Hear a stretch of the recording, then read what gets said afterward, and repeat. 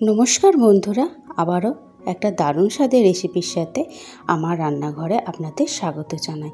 আজকে তৈরি করব একটা নিরামিষ রেসিপি, সেটা পটল দিয়ে। তো এখানে আমি পটল নিয়েছি একদম কচি রেখে। এবার এই গ্রেটারের সাহায্যে আমি পটলগুলোকে গ্রেট করে নেব।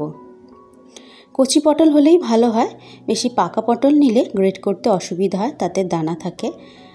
তো আমি একটু নরম পটল যেগুলো হয় সেগুলো দেখেই নিয়েছি, তাতে দানা ভাবটা কমও থাকবে আর রেসিপিটা করতে ভালো হবে। আর যদি দানা থাকেও সেই দানাগুলোকে একটু বেছে বেছে ফেলে দিতে হবে। তো একটা গ্রেটারের সাহায্যে আমি পটলগুলোকে গ্রেট করে নিচ্ছি। ভিডিওটা শেষ পর্যন্ত দেখার জন্য আপনাদের কাছে অনুরোধ রইল বন্ধুরা। আর ভিডিওটা যদি ভালো লেগে থাকে তো লাইক, শেয়ার, কমেন্ট অবশ্যই করবে, চ্যানেলটা সাবস্ক্রাইব করে পাশে থাকবেন। তো এইভাবে আমি সব পটলগুলোকে গ্রেট করে নিয়েছি, আর যেগুলো একটু একটু দানা ছিল সেই দানাগুলোকেও ফেলে দিয়েছি।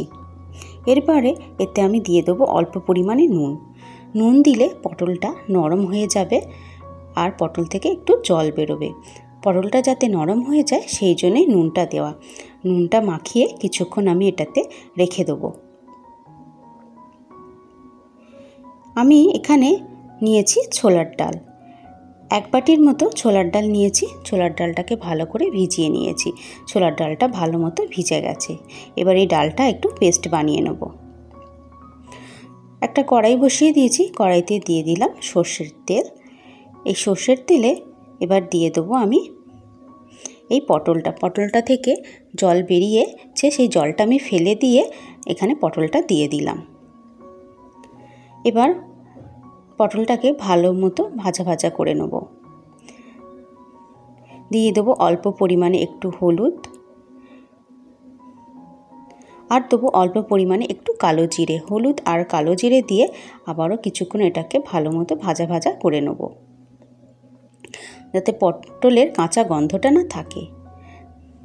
একটু ভাজা ভাজা হয়ে গেলে যে ছোলার ডালটা বেটে রেখেছিলাম সেই ছোলার ডালটা এতে দিয়ে দেবো অল্প পরিমাণে একটু নুন।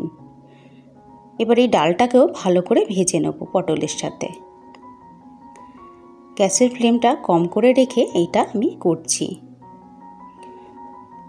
তো 5 থেকে 7 মিনিট এটাকে আমি ভালো মতো ভেজে কাঁচা ডালের গন্ধটাকে নেড়ে নেব। এটা যখন একদম শুকনো হয়ে যাবে, এটা একদম শুকনো হয়ে গেছে, দিয়ে দেবো অল্প পরিমাণে একটু চিনি। দেখুন বন্ধুরা, এটা একদম শুকনো হয়ে গেছে, মানে ডালের কাঁচা গন্ধটাও চলে গেছে আর পটলের কাঁচা গন্ধটাও চলে গেছে। এবার এটাকে নামিয়ে নেব। নিয়ে নিয়েছি একটা থালাতে একটু তেল মাখিয়ে নিয়েছি। সেই থালাতে এবার এই মাখটা, যে মিশ্রণটা তৈরি করেছি সেটা এবার ঢেলে নেব। ঢেলে নিয়ে এটাকে একটু এক সাইডে জড়ো করে দেবো, কেন এটাকে আমি পিস পিস করে কাটবো, তাই এটাকে একটু জড়ো করব। আর গরম অবস্থাতে এটা করতে হবে, ঠান্ডা হয়ে গেলে এটা হবে না। তো আস্তে আস্তে এটাকে আমি সেট করে নিয়েছি, নিয়ে একটু ঠান্ডা করে নিয়েছি। আধ ঘন্টা পর এটা একদম ঠান্ডা হয়ে গেছে। তো এটাকে এবার পিস পিস করে কেটে নেব। নিরামিষের দিনে এইভাবে পটলের রেসিপি তৈরি করে খেতে পারেন। তো একভাবে এরকম পটলের তরকারি বা পটল ভাজা না খেয়ে এই পটলের রেসিপিটা করে খেতে পারেন, দারুণ হয় খেতে। তো আমি পিস পিস করে সব কেটে নিলাম। তো তুলে দেখাবো কত সুন্দর হয়েছে। দেখুন কত সুন্দর একটা হয়েছে। এবার এইগুলোকে হালকা তেলে একটু ভেজে নেব। একটা একটা করে বার করে নেব, নিয়ে একটু হালকা তেলে এটাকে ভেজে নেব।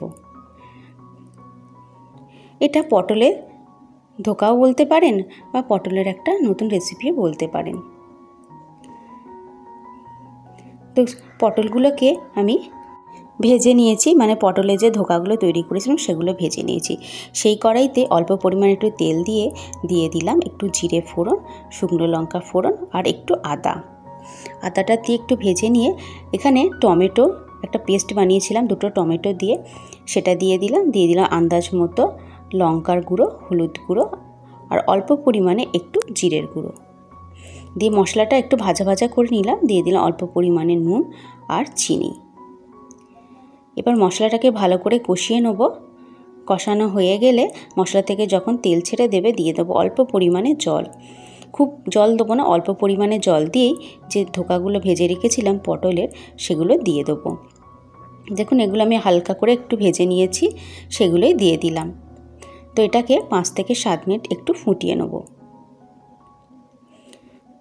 5 থেকে 7 মিনিট গ্যাসের ফ্লেমটা হাই করে রেখে এটাকে ফুটিয়ে নেব, নিয়ে উল্টে পাল্টে দেবো যাতে এগুলোর ভেতরে একটু মশলা ঢুকে যায়।